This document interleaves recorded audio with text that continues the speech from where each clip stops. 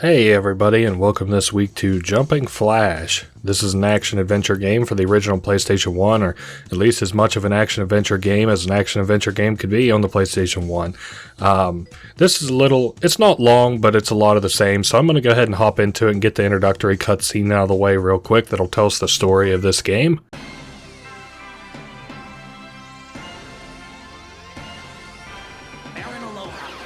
Shadow threatening the safety of peaceful worlds, an evil scientist who frightens children and is bent on slavery. A giant robot has seized the peaceful world and carried it off. Aloha's evil plan is to turn it into a huge private retreat for himself. Universal City Hall, here to help the people. Robert can do the job. Let's go, Robert! Jump and go!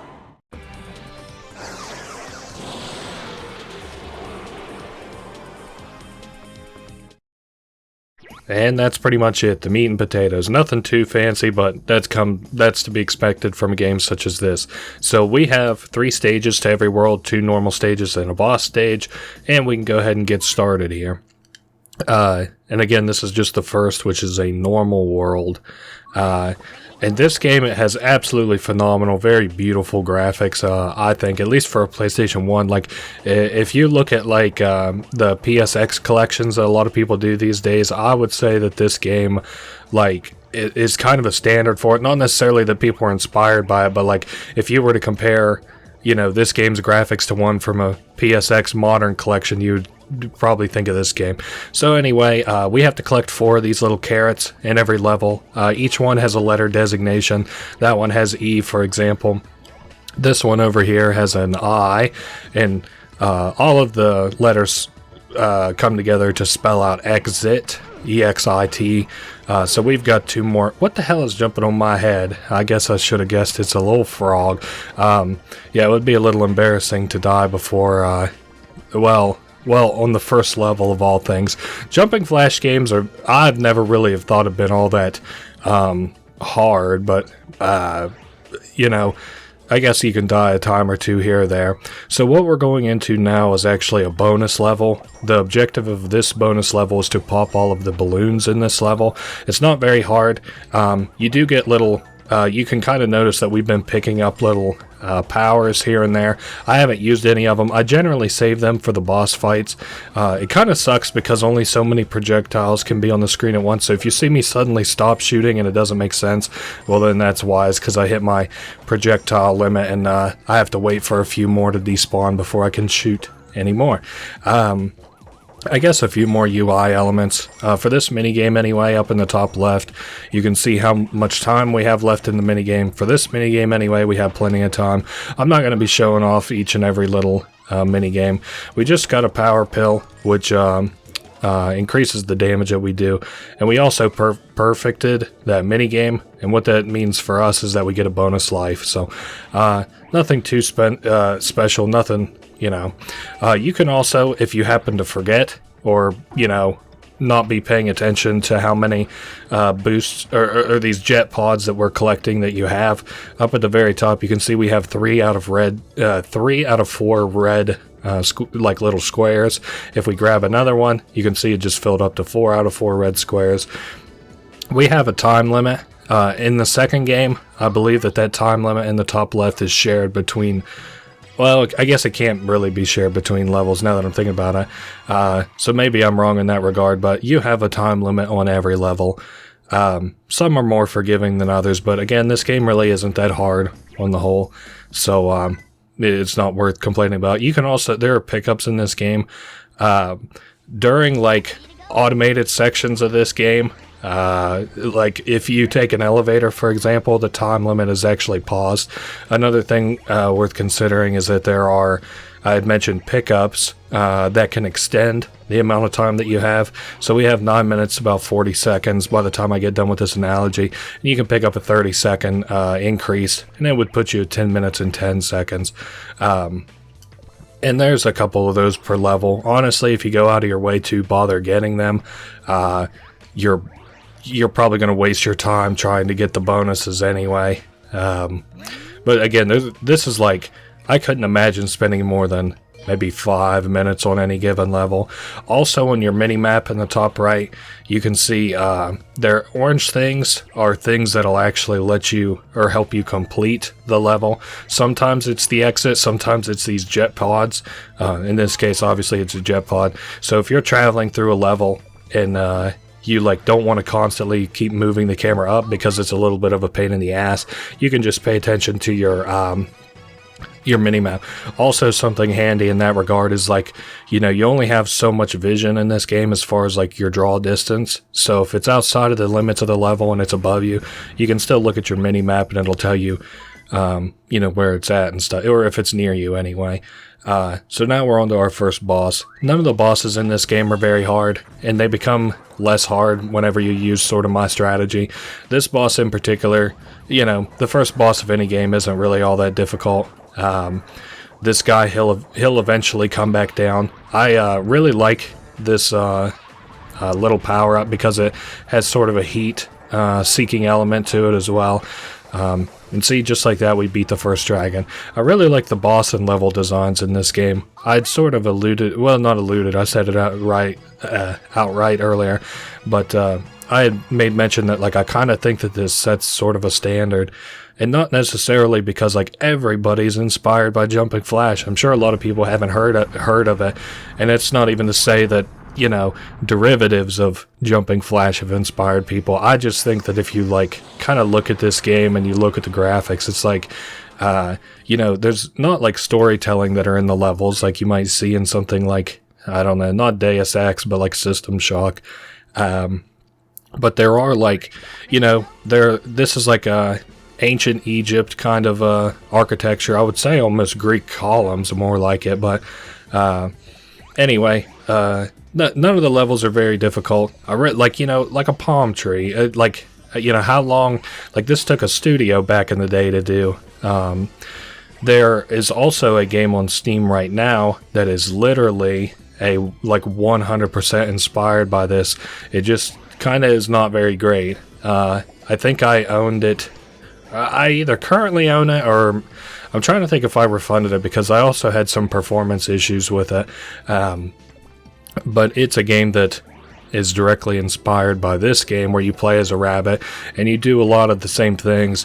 The only thing that I don't like is so this game, my only real complaint about the controls is they're not very fluid, and I can sort of see why they did that because for a couple of boss fights you'll come to see if the controls weren't so rigid, we'd actually have more FPS issues than we do already.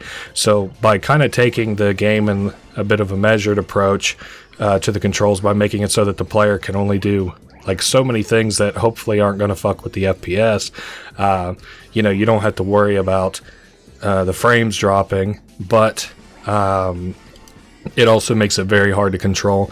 This game, to my experience anyway, I haven't been able to get analog to quite work with it, and what that is for, I'm not talking down to people, but just for people who don't happen to know what analog is, there was a time whenever controls were just handled by the 4 directions on the D-pad on a controller. If you imagine it like you had an Xbox controller on the D-pad, that's all that it had was the 4 directions. Well, to my knowledge anyway, outside of N64, but to make it a selectable analog, PlayStation had a little button on their controller, the original PlayStation, where you could turn the analog function on and off, which of course are the 2 left and right sticks on a controller. So that was kind of impressive, and I have not been able to get that to work with this game, Jumping Flash, anyway. I do have plans of playing Jumping Flash. You'll probably see Jumping Flash 2 almost right after this. Not right after this as in tomorrow, but as in the next in the release schedule. I'm kind of trying to get things together for my next lore video, and I wanted to play a couple of games that I'm not overtly familiar with, as in I know every little thing about them, but I'm comfortable with playing a couple games that aren't too long, a couple games that I like. So that actually panned out to being Jumping Flash 1 and 2. Again, I showed, in the top left we have a couple of power-ups. Right now we only have one. For the last fight, we had 3. And what I generally do in these levels is just kind of go through them and beat the level and try my best to go into the final boss fight with 3 power-ups. So in this level, we have like sand traps that kind of act as conveyor belts. This one here will let us go to the other side. Same way with this one, but like we aren't able to do any return trips. Unfortunately, I'm hung up on a crab right now, which happens actually quite a bit in this game. Like for me anyway. I've gotten hung up on enemies that I haven't been able to hit a couple of times, and it's kind of irritated me every time that it's happened. I also really like the music in this game. The PlayStation 1 music, and again, it's probably just like nostalgia overload or whatever, but the music in this game, in the PlayStation 1 games as a whole, because the Forbidden Memory soundtrack is really good too. I wish I could understand what I would like, or what I liked about it exactly. That way I could iterate it to other people. I've considered commissioning, like maybe like a song in this format, but unfortunately I don't really know, I can't really describe what makes this music so good to me. So we have 3 power-ups for this next level, right? That's going to be a boss fight, and it's 3 of my favorite power-up. There's only a little bit of a caveat. Also, once you hit certain milestones in your total score, or maybe it's the score for a level, you get an extra life. So, as I was saying, the only thing about this which we have, which I believe is a Roman candle, is that it has to be very accurate. So that kind of sucks. Also, for some reason, this is not quite dealing the kind of damage that I anticipated, which is kind of a shame because this level is, or not level, but this boss out of all the bosses in this game isn't hard. None of these bosses are hard, but this is one of the harder bosses in my opinion. Although I guess, judging by, how I'm handling it, not to toot my own horn, but I mean, it's a PlayStation 1 game. It's not that impressive in terms of skill, but I was able to beat it without too much trouble. And I don't know, the stage clear stuff, I like all the pre-rendered cutscenes, which we're about to see another one. Again, I don't really talk for cutscenes. There's a couple end cutscenes that I'll also be quiet for, but I don't really see a reason to be too quiet while it's just launching our robot rabbit to the next planet. I do like all of the pre-rendered cutscenes in this game, though. I guess they call them full motion videos, FMVs. I don't know. This game doesn't like there's nothing about this game that makes me feel overly nostalgic, except for maybe the very first level in the second game, because that's like the first and the one that I relate to the most level in any of the Jumping Flash games, for me anyway. It recently came to my knowledge that there's actually a third game for Jumping Flash. I'd said that I'm going to be playing the first 2. I saw on Steam because I was trying to find what that game was to talk about that is inspired by the Jumping Flash games. And while I was looking for it, I just typed in Jumping Flash, and some guy just published a game to Steam. Well, not published. He has a demo for it that's literally just called Jumping Flash 4. And I was like, what is this? So I looked into it, and there is a Jumping Flash 3 that was never localized to America anyway. So it's not in English, it's only in Japanese. But then some guy was working on a little fan project. It seems to me, though, that he was more trying to maybe get a rise out of PlayStation by maybe infringing on the intellectual property to get them to maybe make a sequel. But alright, so we've got 3 of these so far, and this is kind of a little bit of the part of the level where I'm not sure where I missed, because I went left and I went right.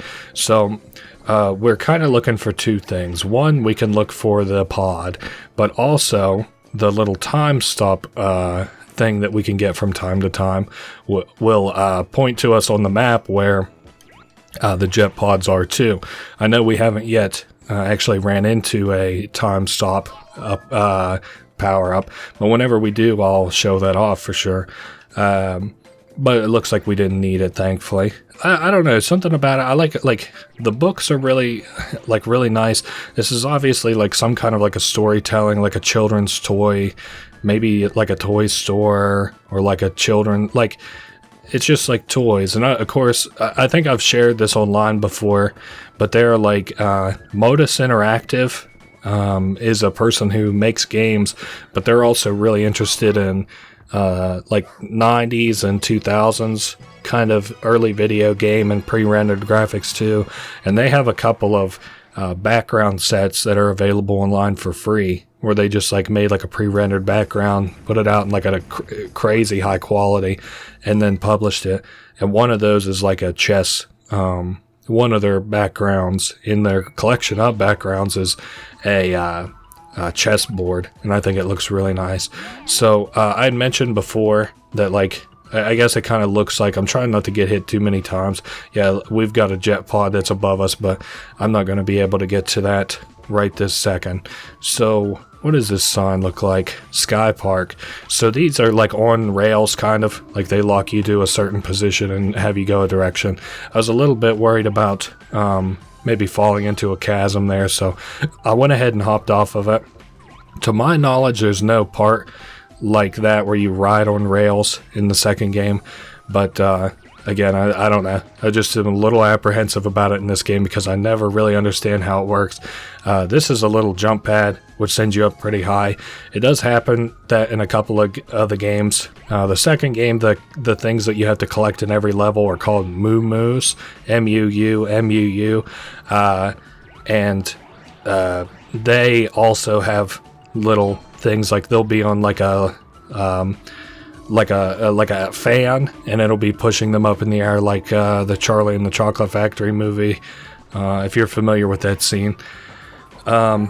Yeah, I don't know. I'm trying not to just gush over the graphics and stuff for about 50 minutes and talk about other things I like to. For a PlayStation 1 game, I guess now maybe it's not so impressive relative to, you know, like this seems like something somebody would make on itch and be like, you know, and we're bouncing here so that I could maybe get that jet pod, but it looks like I jumped too high. So, oh, and I got the rockets that time. Okay, we'll surely get it this time. We got our time extended, and okay, well, surely that's not going to work that way. I had this work this way the last time. There we go, got it that time. And then we can simply make our way over to the exit here. This seems like something that like somebody would have made as a demo and then be like, oh, this is going to come out with a full level editor and it's going to be 4 times longer, because unfortunately, not because I wouldn't necessarily want to make it longer, but this video is really only going to probably clock in at under an hour, because you can see we're already on the World 3 boss, and I think there's only 6 bosses in total, maybe a minute of cutscenes that I'll leave in that I won't speak over. This boss is kind of interesting. It's multi-segmented, so all of these little cups have parts of the bosses inside of them. I don't really know what you would kind of say that this boss is, so I'm looking for a part that I can actually hit, because like that, for example, is like a clown head, but then there's like some parts of this that are obviously you know, maybe tentacles, and then there's like a hand, so I don't really know. So this is the time stop upgrade that I was talking about earlier. I can see we've got another clown in here too. I'm gonna just try and pop him normally. Also, the way that this boss works, that's kind of interesting, is that the health goes down once the segments are popped. So you won't see, like until we break something, you won't see the HP go down, which is kind of weird.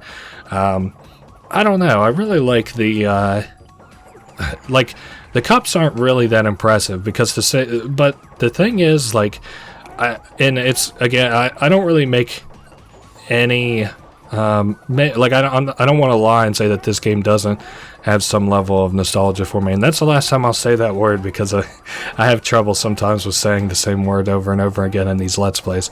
I'm just, where the hell is the little monster at in this one?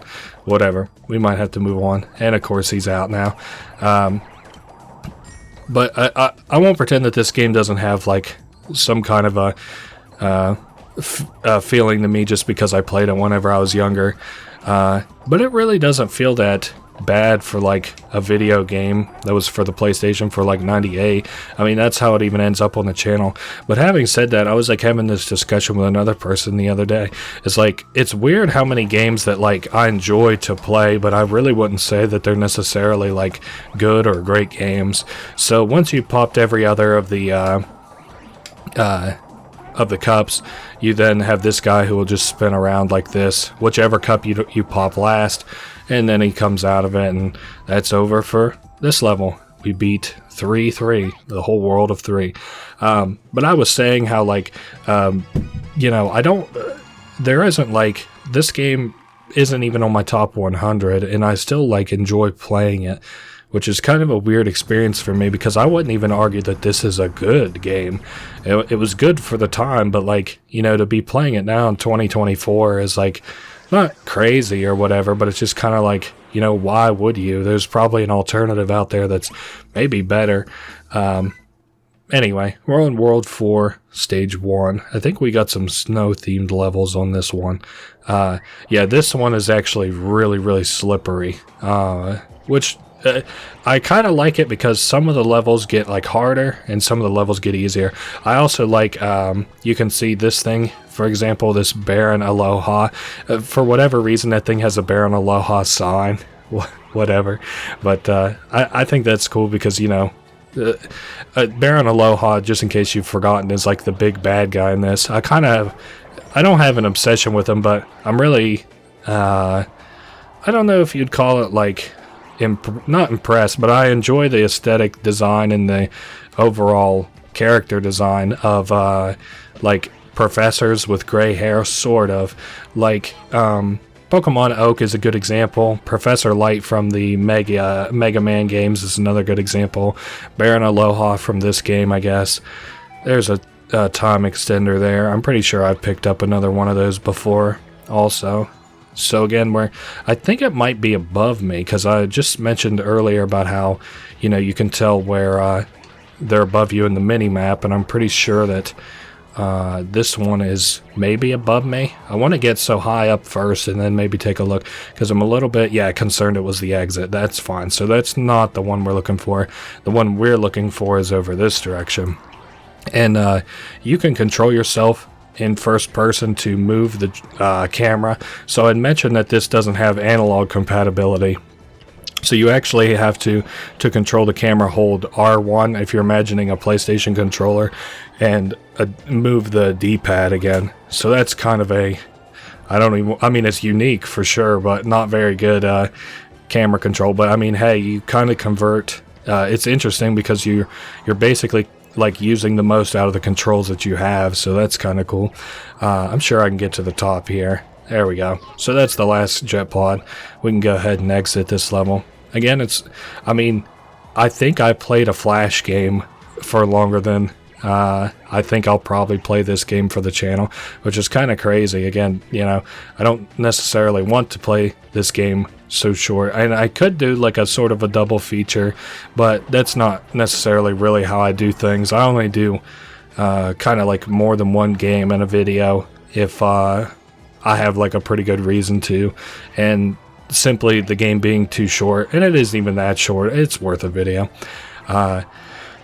Something else I also like, the exit sign is like really, really colorful. There's another game for the PlayStation that I am kind of blanking on that has really bright and colorful graphics like this that I really liked. Now, this isn't the game that I was thinking of, but another game that comes to mind is Beautiful Joe for the PlayStation 2.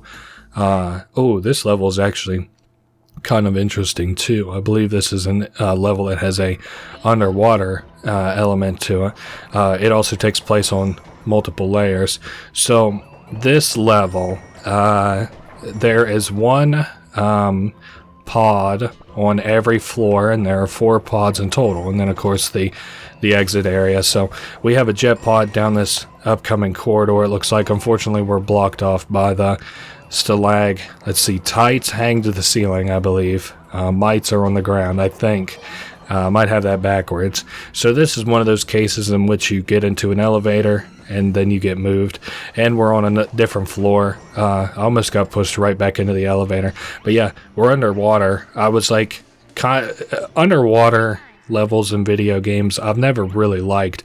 There's something about them that kind of makes me nervous, which is weird because I'm not really scared of like underwater in real life. Like, I guess maybe like rivers and streams I'm a little bit worried about, maybe snakes, but like on the whole I'm really not scared of like water. Like I sort of wanted to compare it to like Lilia a little bit, if you're familiar with them. They were a person that like is really into video games, but they're into the technical aspects of it.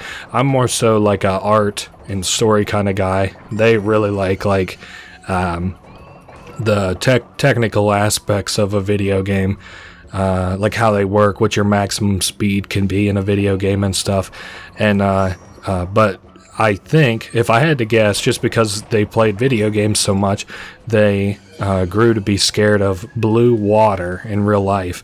Now, they later got over this as they got older, and I don't know, you just grow out of some things, and that's just simply what they did, was they grew out of being scared of blue water in real life. But I kind of inversely have not really grown out of being scared of underwater levels in video games. And it's not that I'm even like, I'm not scared of it as in like, oh, I just had a horrifying experience there, but I don't know, it still unnerves me. There are certain things in the different games that I really don't like. It kind of bothers me that there's no great footage of the giant, I think it's called the jawfish from Skyrim. The only footage I've ever been able to see of it is is some like shitty footage from, God, probably 16 years ago now or so. But I didn't like Lord Woofak from the Banjo-Kazooie games. I'm forgetting which one. I think it might be the first one. Oh yes, I forgot we have a boss here, and I don't have quite so many power-ups as I would normally like, but this boss also isn't really that hard. His second phase is actually much harder than his first one. So he does have missiles that he will launch to you in this first stage, or it looks like bombs for right this second. Luckily I was able to avoid most of them. Well, there we go, as I take just under half of my HP. But again, he's not all that difficult. Just kind of stick close to the ground. Stick close to the ground while he's far away, up in the air when he's close, and you'll be fine. And me trying to explain that rule of thumb during the last battle almost got me killed. And then once we hit 1,000,000 score, we'll unlock another life too. You know, something I was thinking about with this game as I played it the last time was I almost feel like this was designed to be in an arcade. Like if you made the level so that your time limit was 2 minutes, and then you also, sorry, I was worried that we would have the actual cutscene where I need to be quiet for here. If you cut the levels down to 2 minutes each, and then you made it so you had to put like coins in whenever you wanted to, like if you ran out of time or if you died. And then there was something else. Oh yes, because like the idea that you get extra lives with score like is not new to home console games, but it was just weird to me that like, I don't know, there's a couple other things about this game that like kind of scream arcade game. Not necessarily that you would have seen this in any American arcades. Whenever I was younger, we didn't have any local arcades. The only thing that we had that came close to it was our movie theater had a couple of arcade games inside of it for a long time. It doesn't anymore, even though the theater is still open. I'm sorry, I'm trying to see which direction I'm trying to go here. And they had like a Street Fighter game. Sort of what they strike me as, like why we ever got rid of them, was probably because they looked at them and said, how much can we get for a Street Fighter arcade cabinet? Holy shit, that sounds awesome. Let's do it. Because they had it for quite a while. I was worried I was going to eat it there. This level I had to do a lot of backtracking on the last time that I played it. I don't know. The jet pods also look like Reese's PCs put out a candy for Easter every year where It's a just orange Reese's Pieces in the shape of a carrot, and that's kind of what the jet pods remind me of a little bit. And I think the last one we'll have is maybe over here. I don't know. This can't be. Well, I mean, it could be a dead end, but you know, this is surely a solid lead on wherever. Uh-oh, I'm about to die. Huh. Okay, I'll be back in a second. Alright, so we're more or less basically back where we were. I think the only reason I would want to go that way is if I wanted to do the bonus level, and I absolutely do not. So, I guess I'm kind of maybe looking for the time up power up, because I don't really see where this last jet pod is at. I know, well, I don't know. Maybe I should continue to go across that little chasm that I was looking at earlier. This is going to be really embarrassing if the longest level is not only the level that I died on, but oh my god, not dying twice. Yeah, the only times I really die in this game is like if I enter a boss and I'm like not even unprepared for it, but I just kind of get unlucky in addition to being unprepared for it. Or I also will lose from falls, which you obviously saw earlier. Sometimes I guess also I could die from maybe like goofy enemy sort of deals. Like if I had said that earlier, for example, I would get stuck on the conveyor belt against an enemy. So if you get sandwiched by an enemy walking you into a conveyor belt, you're on one side of the conveyor belt and then enemies hitting you from a weird angle. There's really not like a ton that you could do. I'm not going to try and make that jump just yet. I would like to have all my boosts so that I can land over on top of this red thing. And we got a power pill to play the level out. Oh well, I'm glad that that level went a little bit smoother than well, it went rough, of course, but it went smoother, as in I was actually able to find at least what I was looking for. And we're headed into the I think we're in the final level. Yeah, the first one was an ice level with 3 power-ups, so that's nice. And I don't remember what the boss is of this level, but I am pretty sure that once we beat it, we'll... Oh no, this is 5-1. I thought we were on... Sorry, I'm getting all mixed up in my head. We had an ice level, water level, then the boss. Now we have 2 city levels. I really, really, really think that this level is pretty. It sort of reminds me of another game I've been interested in looking into called Germs. You can see Aloha Super. He's got like some kind of a soda that he's got in his hands. I would like to actually show some of the signs around here. Unfortunately, unless I had like a free cam mod, it doesn't really seem like I'm going to be able to get an amazing shot outside of what we've kind of seen already. But yeah, I sort of assume that most of this is based on some kind of, you know, 90s Japanese iconography. Like, you know, these are signs that you might have seen in Japan in the 1990s. And I mean, of course, it's just advertising. I'm sure that there are signs in the Americas that look like this.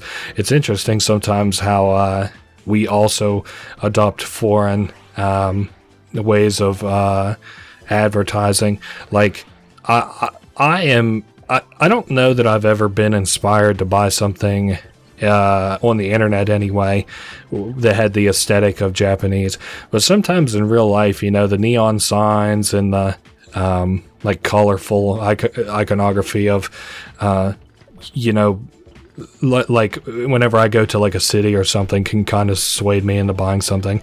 Or you can see Baron Aloha like as a little animated like floor square. That's kind of cool. I'm really trying not to die here. It's a shame how beautiful this level is that I wish more games kind of had like a little free cam element. A game that I'm trying not to talk about everything but this game, but unfortunately that's kind of what this is turning into. Sim Theme Park for the PlayStation 1, also available for the PC, Windows anyway,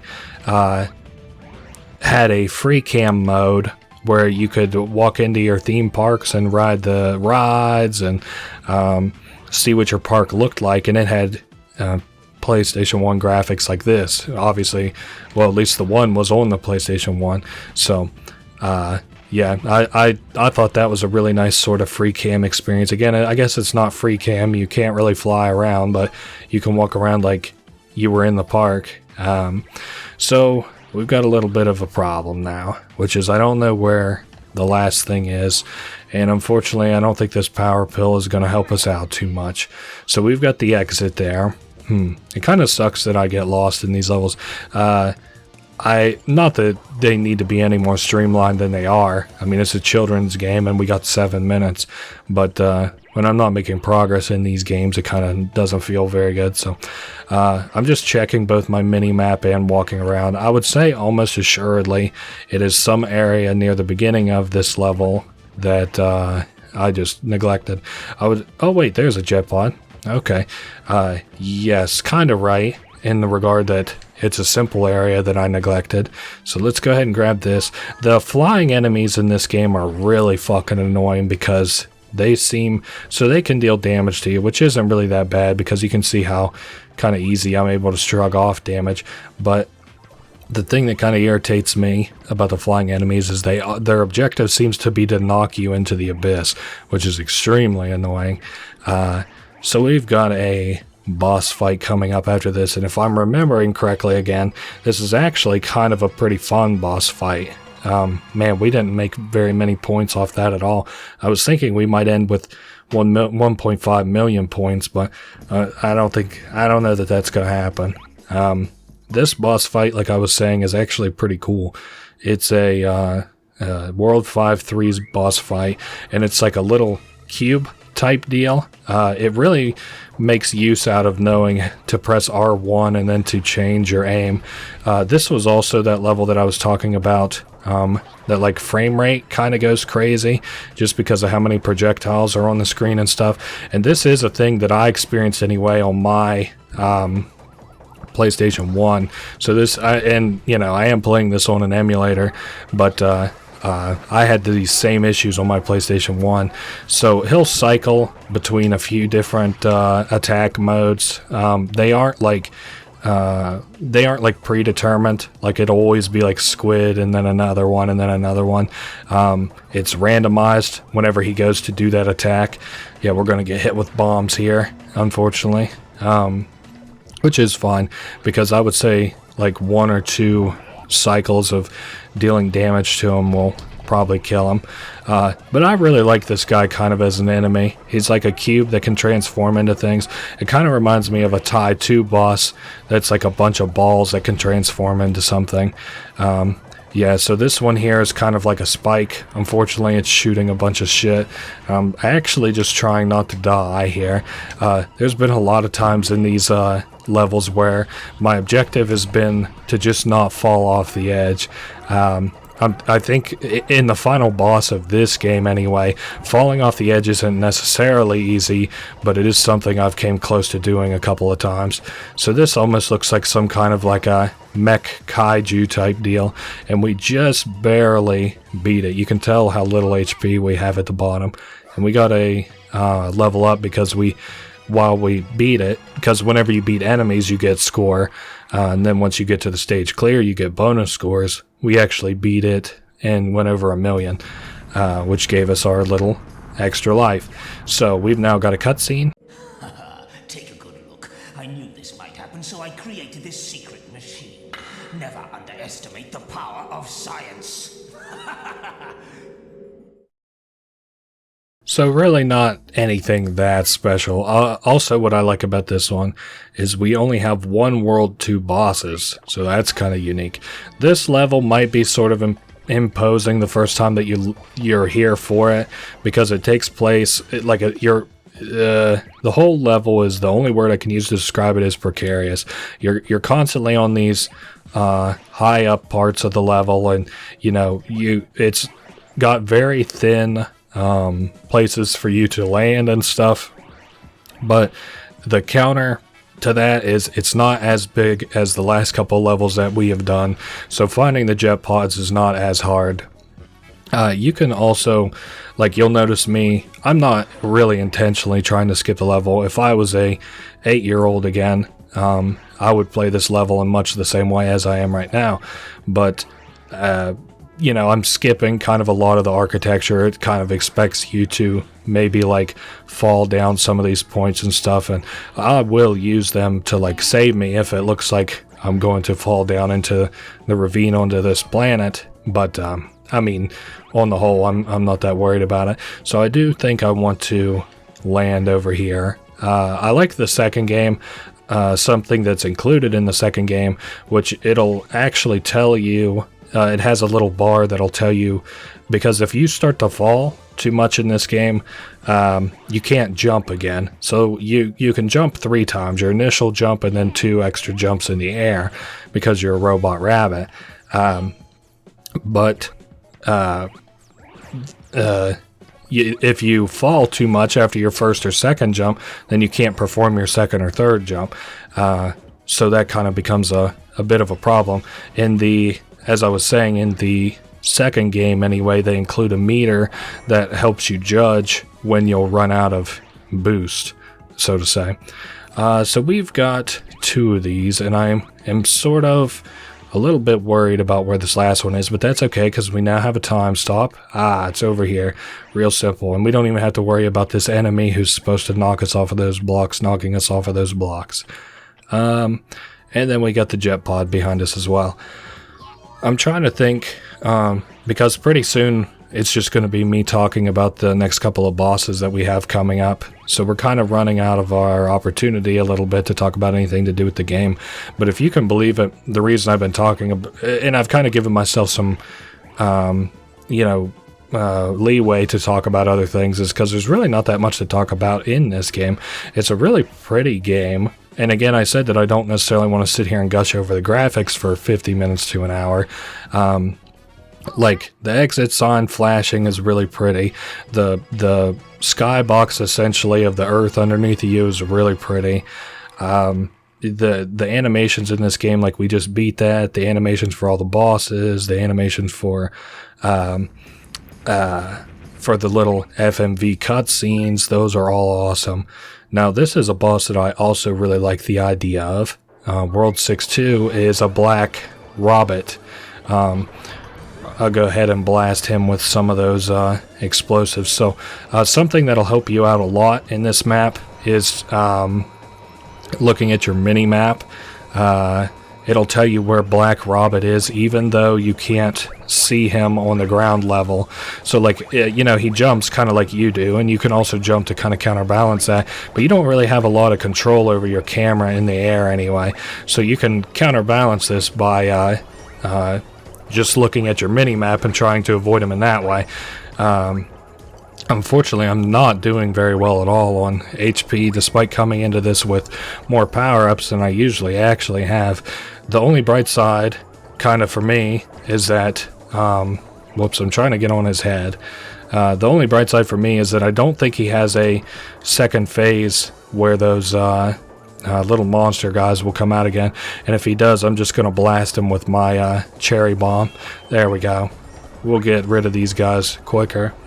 And then it looks like one dropped a power up. It's more of these little fiery candles, twisters, I guess they're called. Man, I'm really not doing all that well in this fight, huh? Damn, we're at the very last little hit I can take. I would say we're, gonna surely have to repeat this one.